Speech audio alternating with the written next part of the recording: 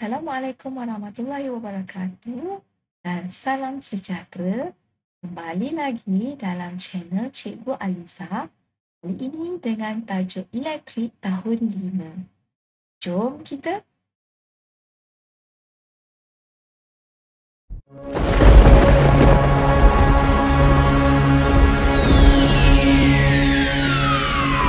Ladies and gentlemen, may I have your attention, please? The show starts in 5,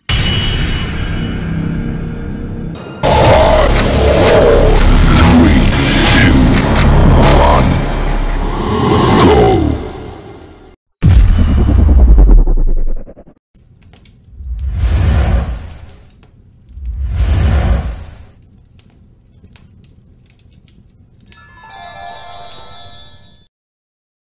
baiklah.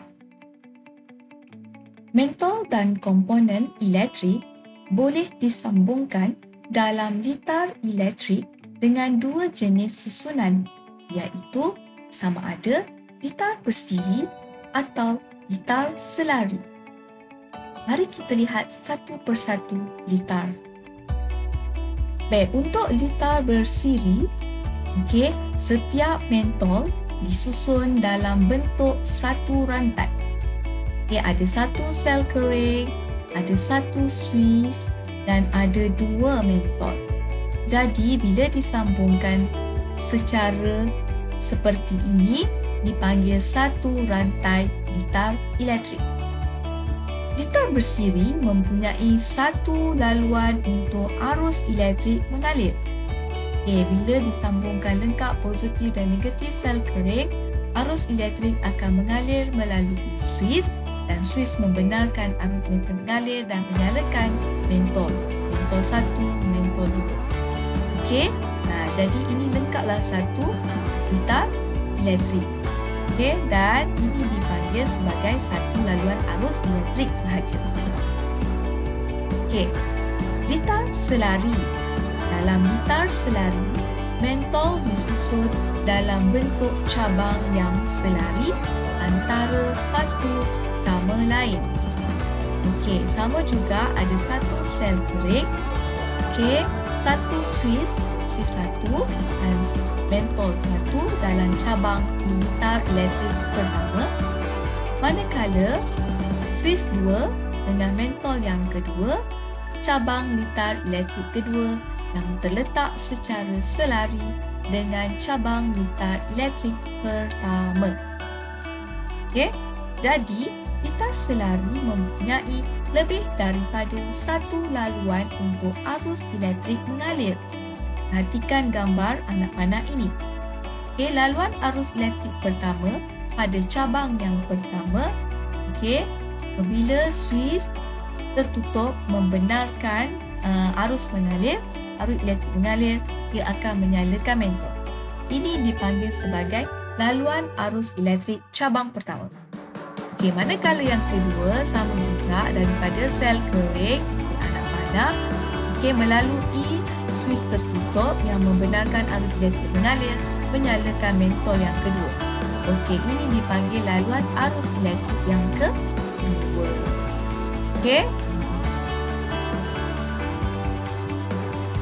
Untuk melakar dengan menggunakan simbol, kita perlu tahu komponen dengan simbol.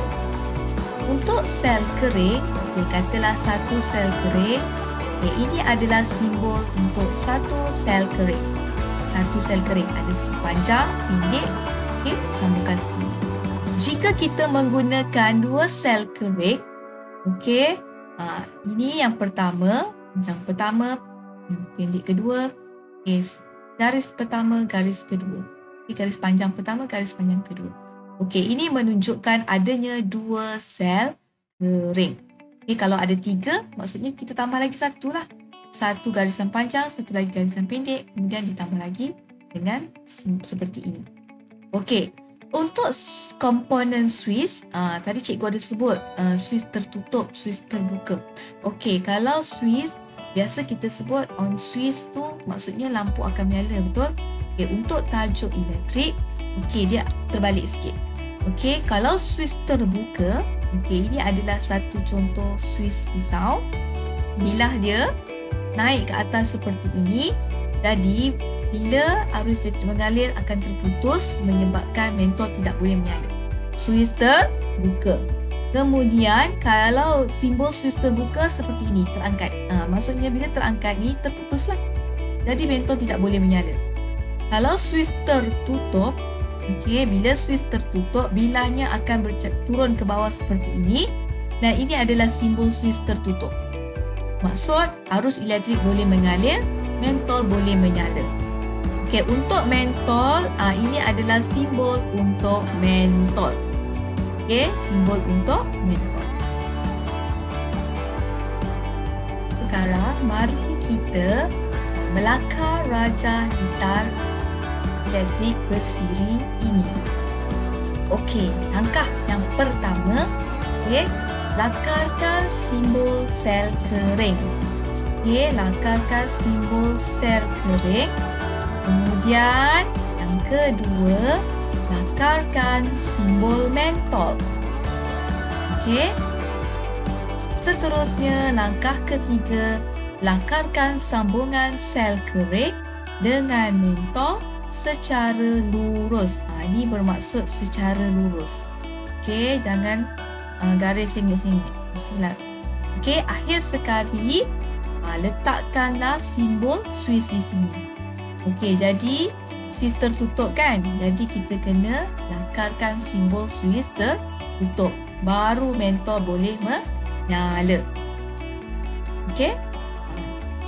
Seterusnya, okey, bagaimanakah saya nak melakar litar selari pula? Okey, untuk litar selari tadi kita dah tahu dia ada dua cabang. Cabang pertama, cabang litar elektrik kedua. Swiss litar elektrik pertama, Swiss cabang pertama, mentol cabang pertama. Okey, Swiss pada cabang kedua, mentol pada cabang kedua.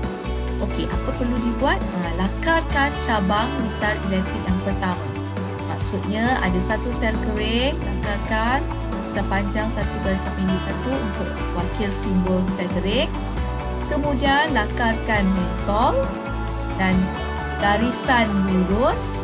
Okey, diikuti dengan simbol Swiss tertutup. Itu untuk cabang pertama. Kemudian ada sambung saja cabang kedua. Tak perlu lagi nak lakar sel kering.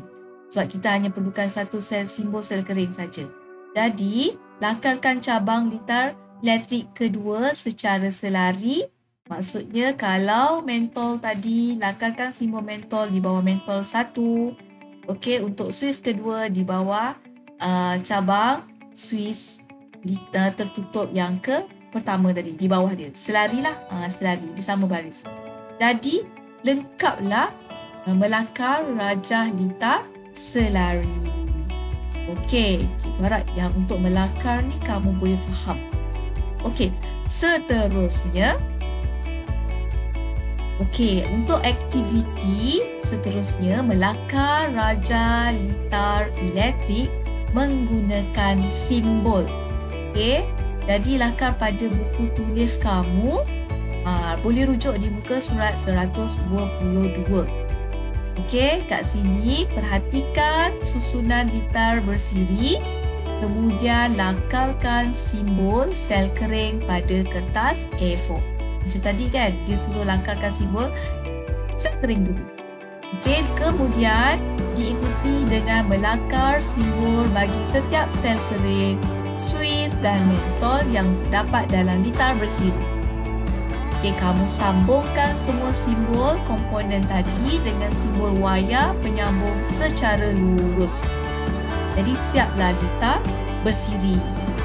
Okey, kemudian ulangi langkah 1, langkah 2 dan langkah 3 untuk membuat susunan litar selari pula.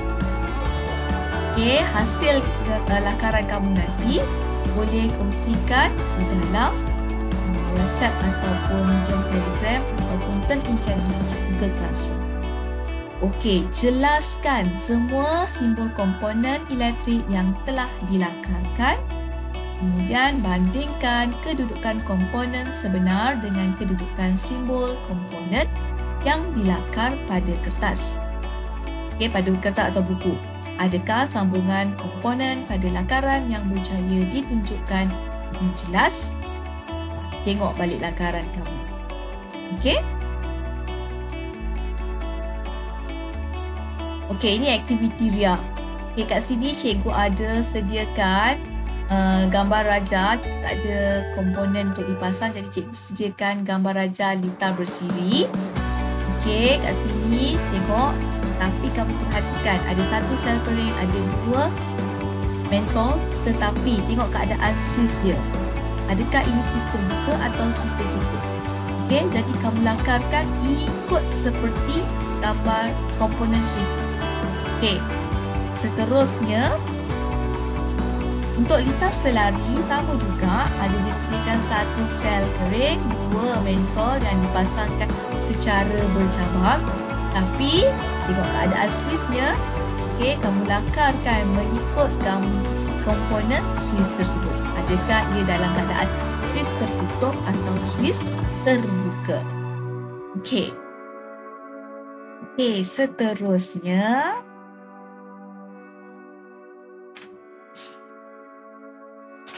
mari kita membanding kecerahan mentol.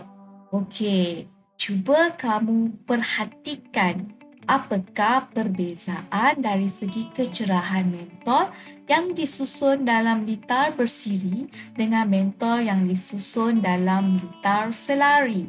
Okey, litar bersiri, litar selari. Mentol A, B dalam litar bersiri, mentol C dan D dalam litar selari. Ya, mentol yang disusun dalam litar selari lebih cerah berbanding dengan mentol yang disusun secara dalam litar bersiri. Mesti ada sebab kan? Mengapakah mentol dalam litar selari menyala lebih cerah? Mentol dalam litar selari ini lebih cerah daripada mentol yang di dalam litar bersiri. Kita lihat yang selari dulu. Litar selari mempunyai lebih daripada satu laluan untuk arus elektrik mengalir. Tadi kita tahu kan, cabang 1, cabang 2. Jadi, jumlah tenaga elektrik yang mengalir melalui setiap laluan adalah sama. Keadaan ini menyebabkan nyalaan mentol C dan juga mentol D lebih cerah berbanding dengan mentol yang disusun secara bersiri. Okey, dalam litar bersiri hanya mempunyai satu laluan arus untuk arus elektrik mengalir. Okey, semua mentol akan berkongsi arus elektrik ini yang dibekalkan oleh sel kering tadi kan. Ini menyebabkan nyalaan mentol A dan mentol B kurang cerah berbanding dengan mentol yang disusun secara selari. Okey, cikgu harap kamu boleh faham tentang perbandingan antara litar bersiri dengan litar selari. Kenapa mentol dalam litar selari lebih cerah daripada mentol yang ada di dalam litar bersiri. Okey, tamatlah sudah slide cikgu tentang litar bersiri dan juga litar selari. Okey, jangan lupa untuk like banyak-banyak, share banyak-banyak serta berikan komen yang membina dan subscribe channel cikgu supaya cikgu termotivasi lagi untuk menghasilkan video PDPC yang seterusnya. Okey, diharap kamu boleh layari channel cikgu untuk mengikuti lebih banyak video PDPC di situ. Okey, jumpa lagi. Bye.